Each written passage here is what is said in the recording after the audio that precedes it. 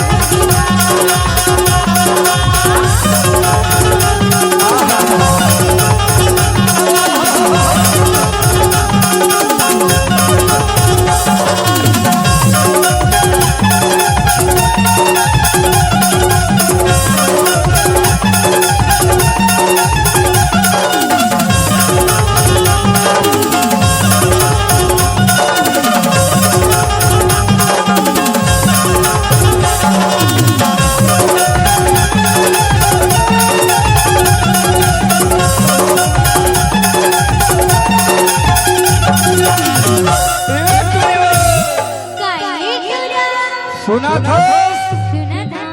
जब अपन हाथ में किताब भर के और मोबाइल लेके स्कूल पढ़े कमलेश साउंड के लहारी पीछू पीछू आता ईमान से तोला भारी माया प्यार करता हो एकरे तोला कहा था 16-17 के दूर तुम्हारे पढ़े न जाता काले जमा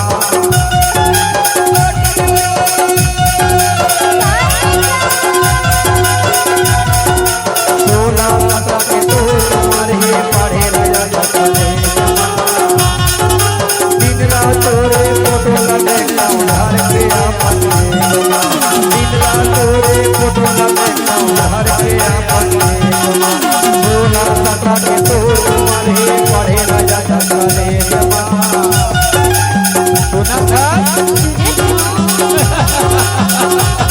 16-17 के दूर तुम्हारे पढ़े न जाता काले जमा दिन रात तोरे फोटो लगेगा उधार के आपन दिन रात तोरे फोटो लगेगा उधार के आपन बगल वाले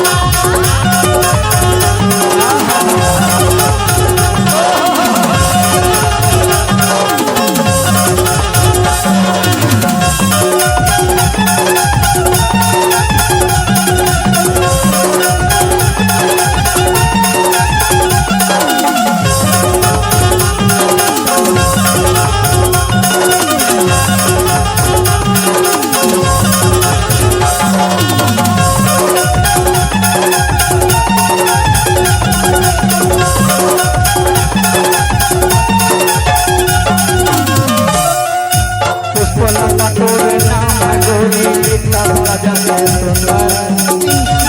अरे सुना था पुष्पलता तोरे नाम है गोरी विकास गजब सुंदर झूला झूलाया मंगल के हंसाया दिखते ऊपर झूला झूलाया मंगल